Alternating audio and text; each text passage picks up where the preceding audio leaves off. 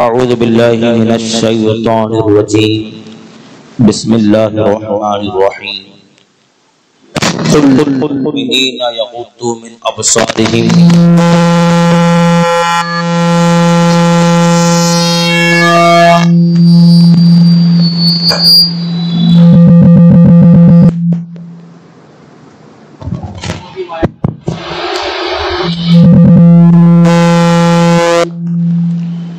اعوذ باللہ من الشیطان الرجیم بسم اللہ الرحمن الرحیم قل للمؤمنین یغضوا من ابصارهم ویحفظوا فروجهم صدق اللہ العظیم وصدق رسولہ النبی الامین المتین الکریم ونحن علی ذلک لمن الشاہدین والشاکرین والحمد للہ رب العالمین۔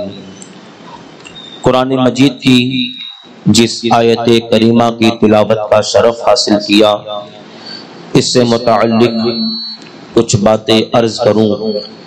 آئیے ہم اور آپ سب سے پہلے آقائے نامدار، مدینے کے تاجدار، دونوں عالم کے مالک و مختار، گلشن ہستی کی اولین فصل بہار، نائب پروردگار، حضور رحمت عالم نور مجسم سید عالم صلی اللہ تعالی علیہ وسلم کی بارگاہ بے کس پناہ میں درود و سلام کا نذران محبت پیش کریں۔ پڑھیں اللہم صلی علی سیدنا و مولانا محمد مبارک وسلم صلاۃ و سلام علیک یا سیدی یا رسول اللہ صلی اللہ تعالی علیہ وسلم۔ سنی تبلیغی مشن کے ہفتہ واری اجتماع کے اندر ہم اور آپ حاضری کی سعادت حاصل کر رہے ہیں۔ اللہ رب العزت ہم سب کا آنا، یہاں پر بیٹھنا، سننا سنانا اپنے دربار میں قبول فرمائے، اور اس بزم کی برکتوں سے اللہ ہم سب کو حصہ عطا فرمائے۔ حالات دن بدن عجیب سے عجیب تر ہوتے جا رہے ہیں۔ ایک طرف ایک طبقہ ایسا ہے جو مسلمانوں کا ایمان اور عقیدہ برباد کرنا چاہتا ہے، اور دوسری طرف مغربی تہذیب ہے، یورپ کی تعلیمات جو دنیا والوں کے سامنے دکھتی جا رہی ہیں۔ مغربی تہذیب ہمیں آوارہ کرنا چاہتی ہے، ہمیں تعلیمات نبوی سے دور کرنا چاہتی ہے، ہمیں نبی پاک صلی اللہ تعالی علیہ وسلم کی سنتوں سے دور کرنا چاہتے ہیں، اور اس کا اثر یہ ہے کہ مسلمانوں کا ایک طبقہ ایمان و عقیدے میں کمزور ہوا تو ایک طبقہ آوارہ بن گیا، ایک طبقہ بے راہ روی کا شکار بن گیا، ایک طبقہ دینی تعلیمات سے اس قدر دور ہو گیا کہ آج اس کا چہرہ ایمانی نہیں ہے، اس کا لباس اسلامی نہیں ہے، اس کی نگاہیں اسلامی نہیں ہیں، اس کا طرز اسلامی نہیں ہے۔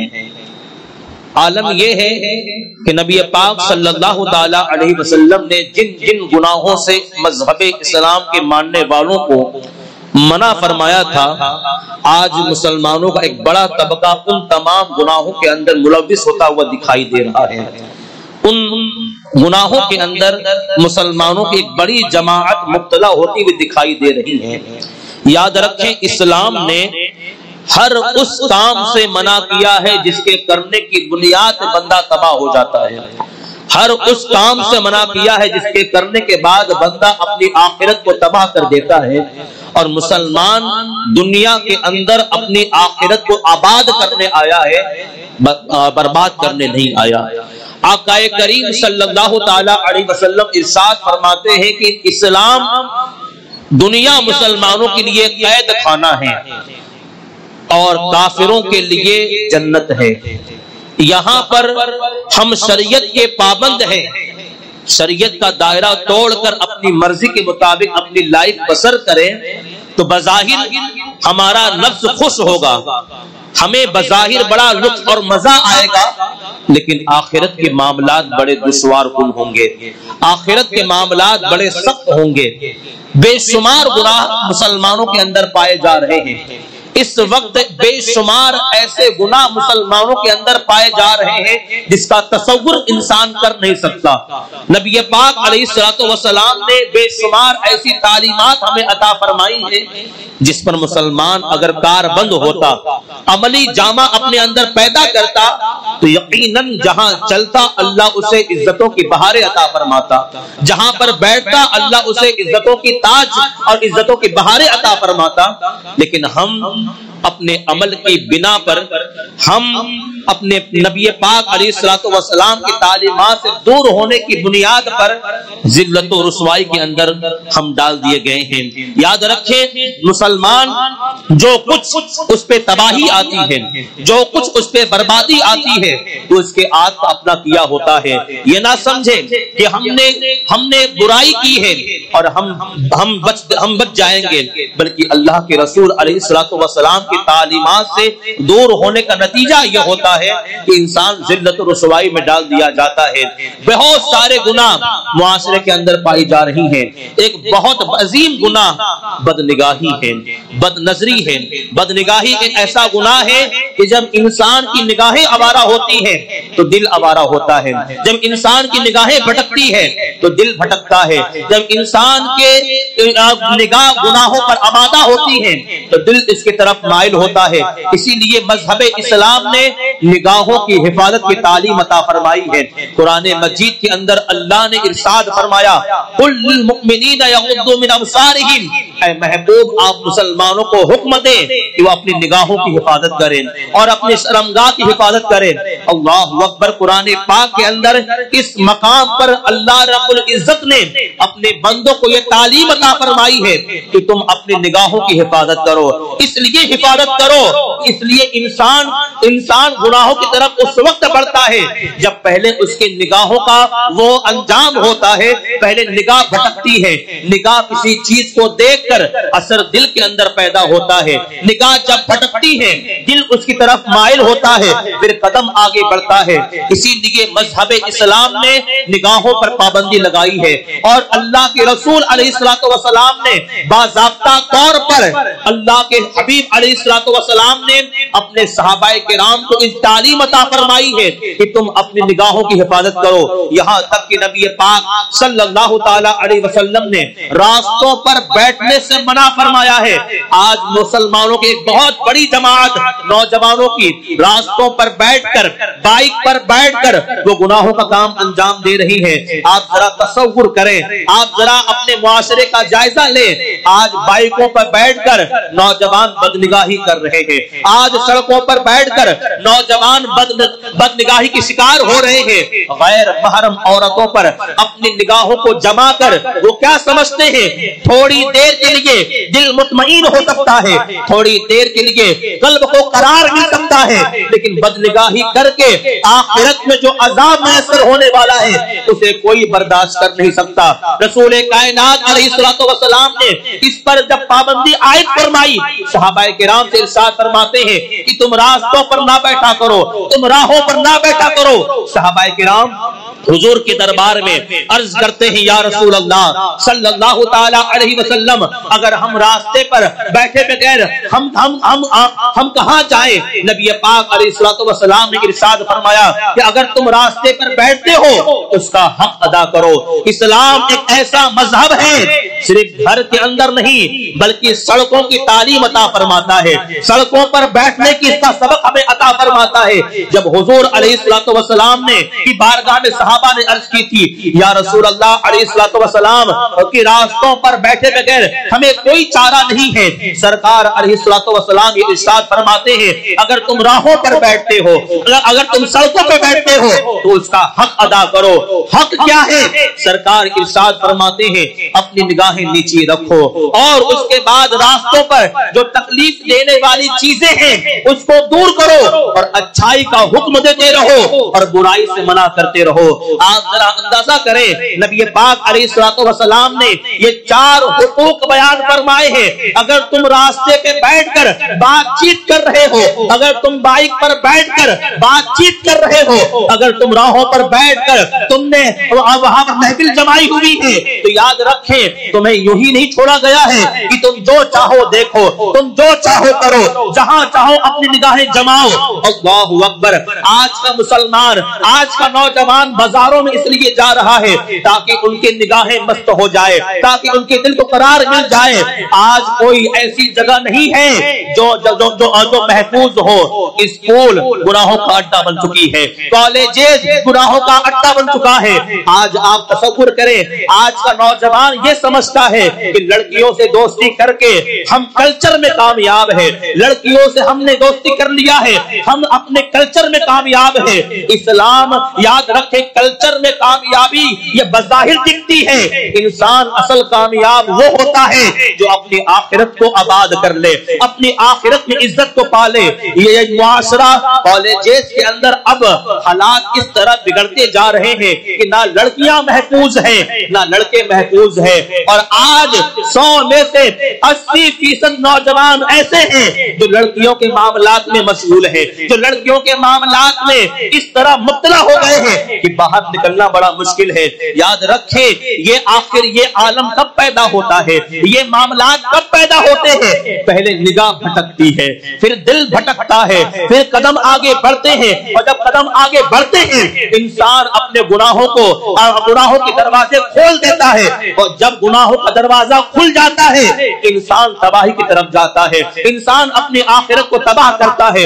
اللہ اکبر! میرے عزیزوں، اپنے نسلوں کی حفاظت کریں، اپنے نسلوں کی تربیت کریں، اپنی نسلوں کو ایسا نیک بنا دیں کہ ان کی نگاہیں پاک ہو، ان کی نگاہیں آوارہ نہ بنے۔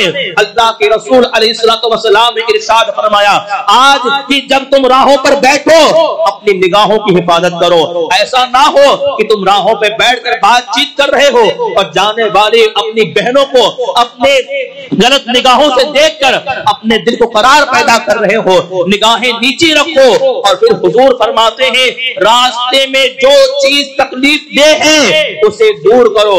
ہمارا مذہب ایسا پیارا اور مبارک مذہب ہے جو یہ بھی برداشت نہیں کرتا کہ راستوں پر کوئی چیز تکلیف دینے والی ہو اور مسلمان اسے دیکھ کر آگے بڑھ جائے۔ یاد رکھیں پتھر اگر ہے اسے ہٹانے کا حکم ہے، کانٹے اگر ہے اسے ہٹانے کا حکم ہے، یا کوئی بھی ایسی شے جو راستوں پر چلنے والوں کو تکلیف دے سکتی ہے، مسلمانوں کو یہ سبق دیا گیا ہے، مسلمانوں کو یہ تعلیم دی گئی ہے، اسے اٹھا کر تم رکھ دو اور اسے اٹھا کر تم ایک طرف کر دو۔ جو اسلام راستوں پر تکلیف دینے والی چیزوں کو ہٹانے کا حکم دیتا ہے وہ اسلام ظلم کی تعلیم کیسے دے سکتا ہے؟ وہ اسلام ظلم اور بربریت کی تعلیم کیسے دے سکتا ہے؟ یاد رکھیں یہ ہمارا مذہب ہے جو امن کا مذہب ہے، یہ ہمارا مذہب ہے جو مبارک مذہب ہے۔ پوری دنیا کے اندر اسلام کی تعلیمات کی طرح کوئی اور مذہب نہیں ہے۔ آپ اسلام کی تعلیمات اٹھا کر دیکھ لیں، آج اگر یورپ میں، امریکہ میں، کینیڈا میں، ہند اور دنیا کے مختلف ممالک میں سب سے اوپر اور سب سے تیز بڑھنے والا مذہب اگر ہے وہ مذہب اسلام ہے۔ آپ سروے کریں، آپ معلوم کریں اس کی وجہ کیا ہے، آخر وہ کون سا سبب ہے جس کی بنیاد پر مذہب اسلام بڑی تیزی کے ساتھ آگے بڑھتا ہوا دکھائی دے رہا ہے؟ آپ کو جواب ایک ملے گا، ہم نے قرآن پڑھا، اسلام قبول کر لیا، ہم نے رسول کائنات صلی اللہ تعالی علیہ وسلم کی تعلیمات پڑھی، ہم نے اسلام قبول کر لیا، ہم نے مسلمانوں کا کلچر دیکھا، ہم نے اسلام قبول کر لیا۔ ایک یہودی نے کہا تھا جب وہ راستے پر جا رہا تھا وہاں پر ایک پتھر اسے دکھائی دیا، اس نے یہ جواباً کہا تھا کہ لگتا ہے یہاں سے کوئی مسلمان نہیں گزرا ہے، اگر کوئی مسلمان گزرا ہوتا راہوں پہ پتھر دکھائی نہ دیتے۔ یہ ہمارے مذہب کی تعلیم ہے۔ پھر رسول کائنات علیہ الصلوۃ والسلام ارشاد فرماتے ہیں کہ تم اچھائی کی دعوت دو اور برائی سے منع کرو۔ یہ 4 حقوق ہیں جو اللہ کے رسول علیہ الصلوۃ والسلام نے راہوں پر بیٹھنے والوں کو بیان فرمائی ہے۔ بد نگاہی ایک ایسا گناہ ہے، بد نظری ایک ایسا گناہ ہے جس سے دل گندا ہوتا ہے، دل سخت ہوتا ہے۔ جب دل سخت ہو جائے انسان پر اچھی باتوں کا اثر نہیں ہوتا. اور رسول کائنات علیہ الصلوۃ والسلام نے ارشاد فرمایا کہ اللہ سے دور وہ شخص ہے جس کا دل سخت ہو چکا ہے. جب مذہب اسلام کی تعلیمات دل پہ اثر نہ کرے, اللہ اور اللہ کے رسول کی باتیں دل پہ اثر نہ کرے, جب خوف خدا کے واقعات سننے کے بعد دل پر اثر نہ کرے, تو آپ اللہ کی بارگاہ میں رو رو کر یہ التجا کرے کہ اے میرے مولا, کیا میرا دل سخت ہو گیا ہے, کیا میرا دل زنگ آلود ہو گیا ہے کہ اچھی باتوں کا اثر نہیں ہوتا. اللہ اکبر. اولیاء کرام کی تعلیمات ہمارے نگاہوں کے سامنے ہے. رسول کائنات علیہ الصلوۃ والسلام نے اس بات کو ارشاد فرمایا ہے کہ پہلی نظر معاف ہے. جب بندہ کہیں سے گزرے اور کسی خاتون پہ پہلی نظر پڑ جائے, شریعت مطہرہ کے نزدیک اللہ کے رسول علیہ الصلوۃ والسلام نے فرمایا وہ معاف ہے. لیکن جب دوسری نظر ہو تو وہ ارادتاً بندے نے اس کی طرف دیکھا, اور دوسری نظر یہ حرام ہے. آقا کریم علیہ الصلوۃ والسلام کی حدیث ہے, سرکار علیہ الصلوۃ والسلام ارشاد فرماتے ہیں کہ جو بندہ اپنی نگاہوں کو آوارہ کرتا ہے, اپنی نگاہوں کو ناپاک کرتا ہے, بد نگاہی کرتا ہے, قیامت کے دن اس کی آنکھوں کو آگ سے بھر دیا جائے گا. اور دوسری حدیث پاک میں یہاں تک موجود ہے کہ قیامت کے دن اسے آگ کی سلائی لگائی جائے گی. سرما اگر ہم لگائے تو ہمارے ہاتھ کانپتے ہیں کہ کہیں ایسا نہ ہو کہ وہ چپ جائے آنکھوں میں, اور اگر تھوڑا سا چپ جائے ہماری جان پر آ بنتی ہے. سرما لگاتے وقت ہم خوف کرتے ہیں اور بڑے احتیاط کے ساتھ لگاتے ہیں تاکہ سرمے کی جو سلائی ہے ہمارے آنکھوں میں چپ نہ جائے. سرمے کی سلائی اگر چپ جائے تو ہم اسے برداشت کر نہیں سکتے. تو مجھے بتائیں, قیامت کے دن جب آگ کی سلائی ہماری نگاہوں میں لگائی جائیں گی ہم اسے کیسے برداشت کر پائیں گے؟ اور بد نگاہی کا عذاب یہ ہے کہ آخرت میں اسے آگ کی سلائی لگائی جائے گی. رسول کائنات علیہ الصلوۃ والسلام نے ارشاد فرمایا تھا کہ تم اپنی نگاہوں کی حفاظت کرتے رہو, ورنہ کہیں ایسا نہ ہو کہ اللہ تمہارے چہروں کو بگاڑ دے. بد نگاہی کا سب سے بڑا نقصان یہ ہے کہ کہیں ایسا نہ ہو کہ مرتے دم کلمہ طیبہ نصیب نہ ہو. سب سے بڑا نقصان یہ ہے, سب سے بڑا نقصان. صوفیہ ابن جوزی کہتے ہیں کہ ایک مؤذن مینارے پر اذان دیتا تھا, اس نے ایک خاتون کو دیکھ لیا, بدنگاہی کرنے لگا. جب وہ مرا اسے کلمہ طیبہ نصیب نہ ہوا. اللہ اکبر. آقا کریم صلی اللہ تعالی علیہ وسلم کی حدیث نگاہوں کے حوالے سے متعدد مقامات پر ہے, اور جب نگاہیں محفوظ ہوتی ہیں, نگاہیں پاک ہوتی ہیں, تو یہ نگاہیں جس پر پڑ جائے اللہ اس کے دل کو بھی اسلام کے نور سے منور فرما دیتا ہے. سرکار غریب نواز رضی اللہ تعالی عنہ ہندوستان کی سرزمین پر آئے. وہ کوئی فوج نہیں تھا, کوئی بہت ہتھیار اور اسلحے نہیں تھے, وہ اللہ کی ذات پر بھروسہ کر کے ہندوستان کی سرزمین پر آئے تھے. لیکن جب اجمیر معلیٰ میں سرکار غریب نواز رضی اللہ تعالی عنہ اسلام کی تبلیغ فرماتے, تو ہندوستان اس دور میں اس اجمیر معلیٰ میں وہاں کا بادشاہ کافر, وہاں کے لوگ کافر. سرکار غریب نواز اسلام کی دعوت دینے آئے. اسلام کی دعوت آپ دیتے جا رہے ہیں, لیکن دشمنیاں اور معاملات سخت سے سخت ہوتے جا رہے ہیں. وہاں کا جو بادشاہ تھا اسے اس بات کی فکر تھی اگر انہیں روکا نہ گیا تو کہیں ایسا نہ ہو کہ پورے اجمیر اور پورے ہندوستان کو یہ اسلام کا مرکز بنا دے. اس کی سوچ تھی. اس نے فوج تیار کی, اس نے بڑے بڑے جادوگروں کو بلایا اور جادو کا اثر کرنا چاہا, لیکن اثر نہیں ہوتا. بڑے بڑے جادوگر آتے تھے مقابلہ کرنے کے لیے, لیکن سرکار غریب نواز رضی اللہ تعالی عنہ پہ جادو کا کوئی اثر نہیں ہوتا. تو بادشاہ اس بات کو لے کر بڑا حیران تھا. کہ اتنے بڑے بڑے جادوگر جن کے جادوگری کا چرچا پورے ہندوستان کے اندر ہے، آخر جادو کا اثر ہو کیوں نہیں رہا؟ ایک بہت بڑے جادوگر نے بادشاہ سے کہا تھا کہ بات اصل یہ ہے کہ جب تک ان کی نگاہیں نہیں بھٹکیں گی جادو کا اثر ہو نہیں سکتا، پہلے ان کی نگاہوں کو بھٹکا دو، کیونکہ ان کی نگاہوں میں جلوہ کسی اور کا ہے، ان کی نگاہوں میں جلوہ کسی اور کا ہے، ان کی نگاہیں پاک ہیں، ان کی نگاہوں کو غلط اور ان کی نگاہوں کو بھٹکا دو، پھر جادو کا اثر ہم جو چاہیں گے وہ کر سکتے ہیں۔ تو بڑی بڑی حسیناؤں کو بلایا گیا سرکار غریب نواز رضی اللہ تعالی عنہ کو بہکانے کے لیے، یہاں تک کہ بادشاہ نے اپنی بیٹی کو بھی بلایا جس کے حسن کا چرچا تھا۔ اس نے کہا بیٹی اگر ہمارا ایک کام تو کر دے تو تیری بڑی مہربانی ہوگی۔ وہ کیا ہے؟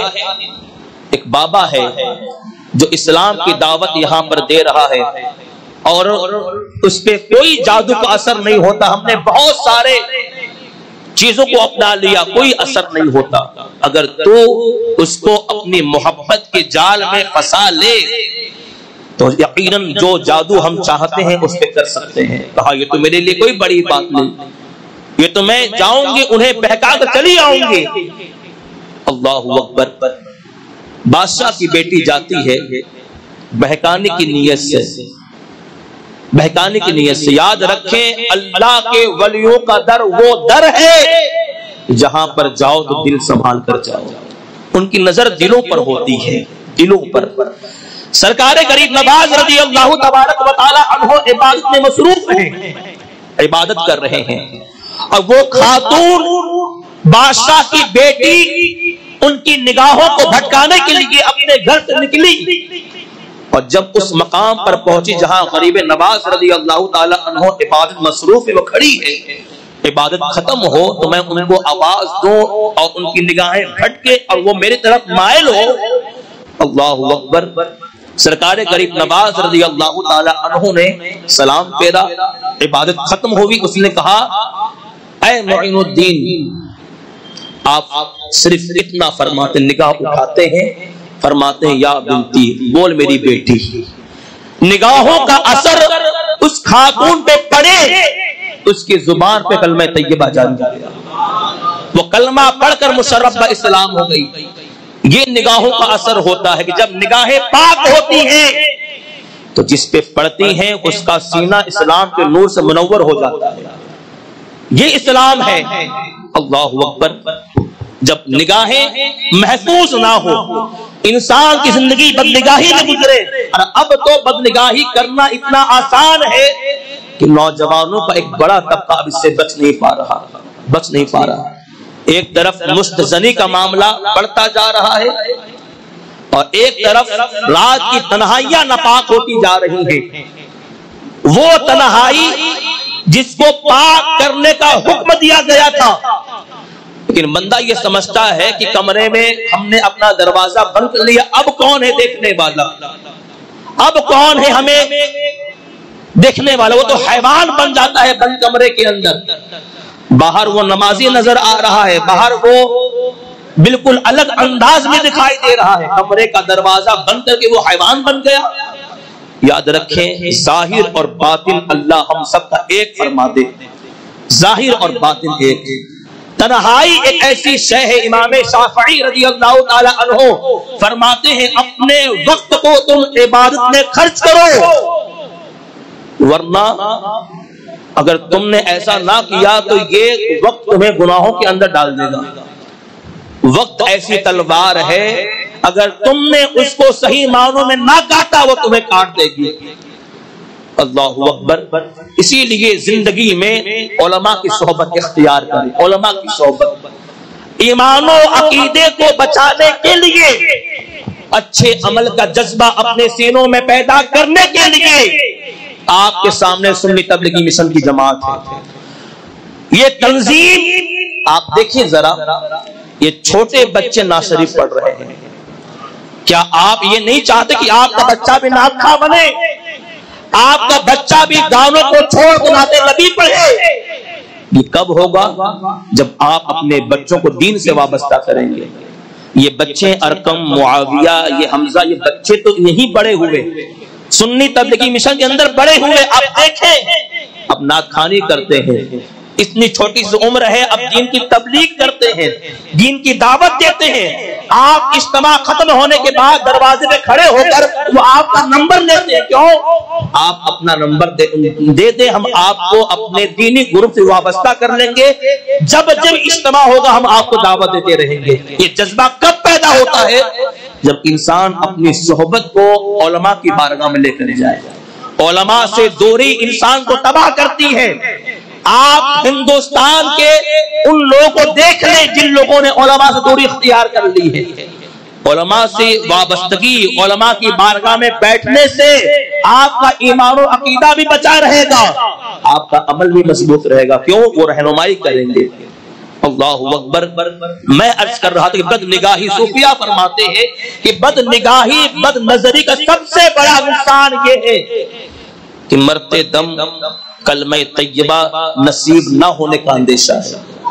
ایک بہت بڑا عابد و زاہد، بہت بڑا شیخ، یاد رکھیں زندگی میں ہمیشہ اللہ کی خفیہ تدبیر سے اپنے آپ کو بچائیں.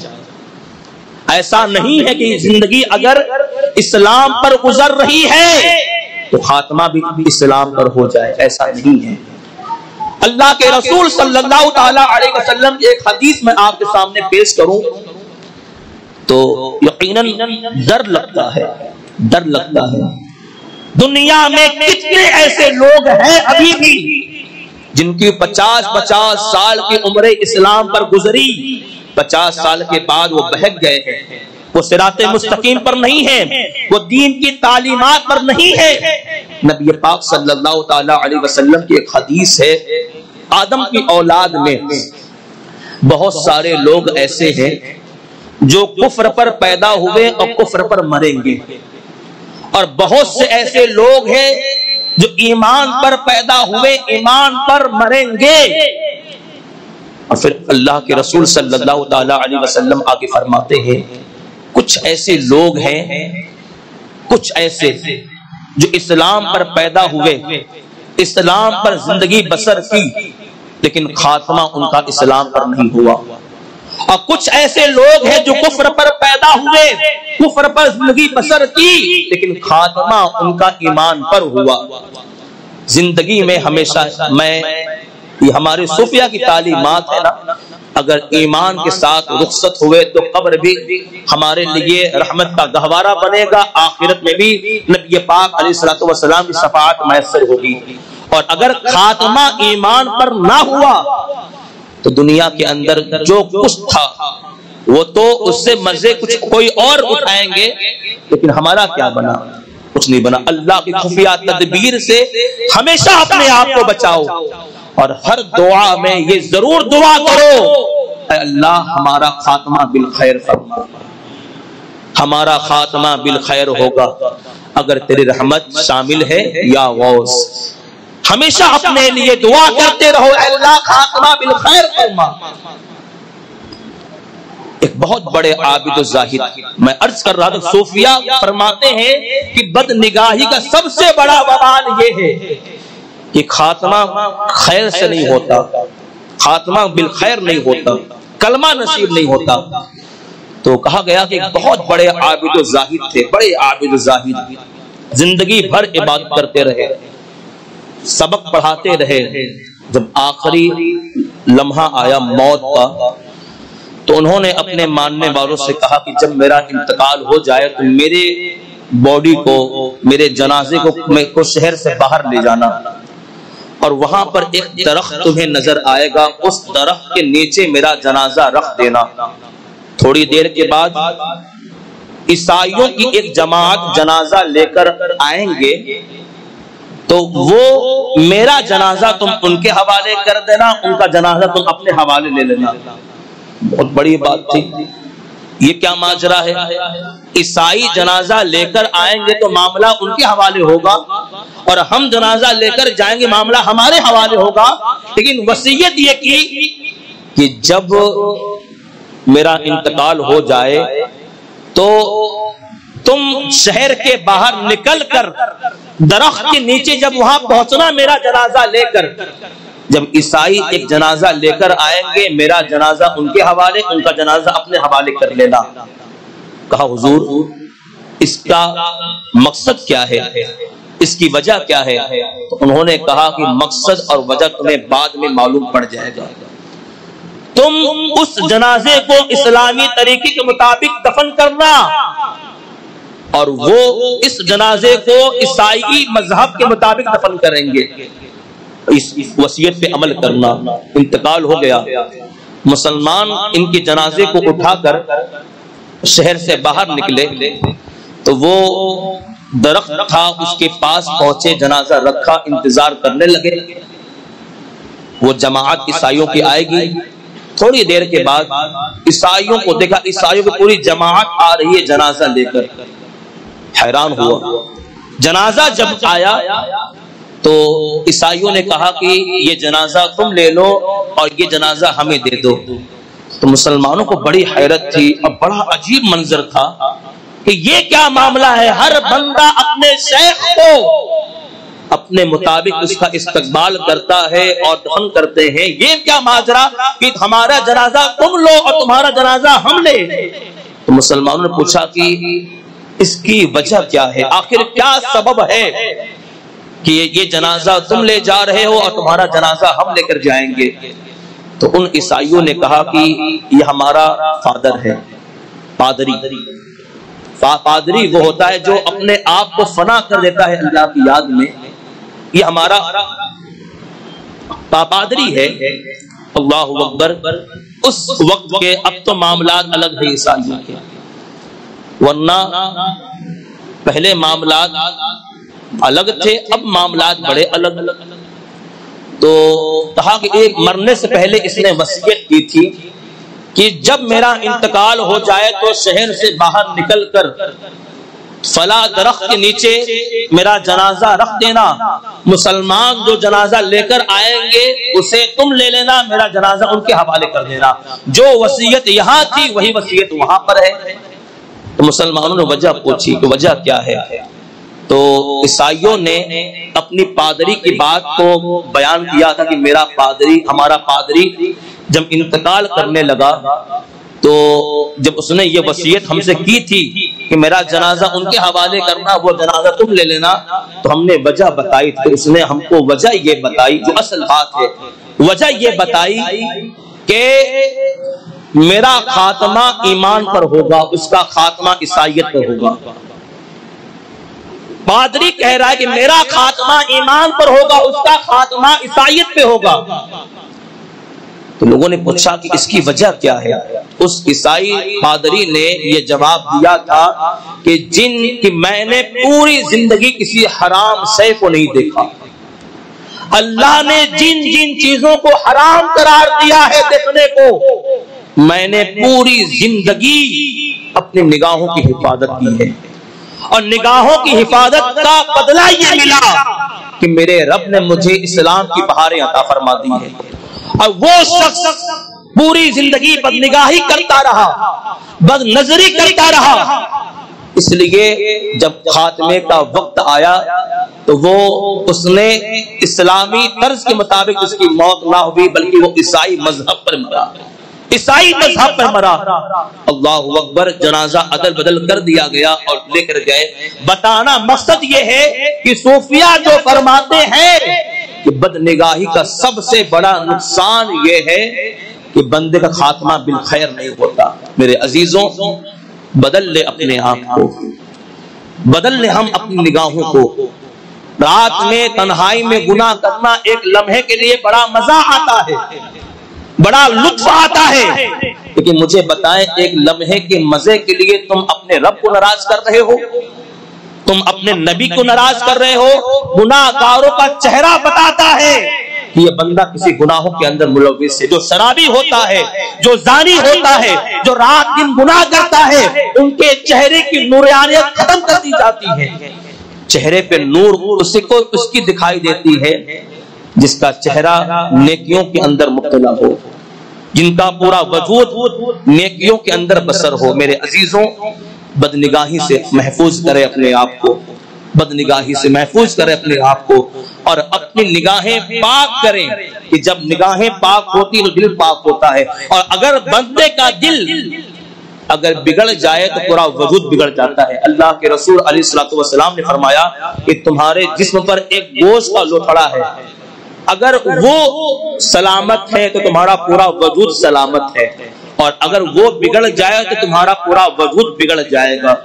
اس لیے نبی پاک علیہ الصلوۃ والسلام کی تعلیمات پر آپ عمل کریں، ہم عمل کریں کہ ہمیشہ پہلی نظر اگر کہیں پڑ جائے نگاہوں کو ہم نیچی کر لیں، نگاہوں کو نیچی کر لیں۔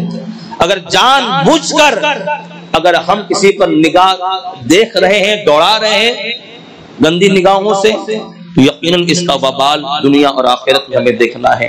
اللہ رب العزت نبی پاک صلی اللہ تعالی علیہ وسلم کے صدقے طفیل ہم سب کی نگاہوں کو اللہ پاک فرما دے، ہم سب کو اللہ نگاہوں کی حفاظت کرنے کی توفیق عطا فرمائے، اور ہم سب کو اللہ ایمان کی حلاوت عطا فرمائے۔ ایمان کی حلاوت ایک حدیث پاک میں یہ ہے کہ جب بندہ اپنے نگاہوں کی حفاظت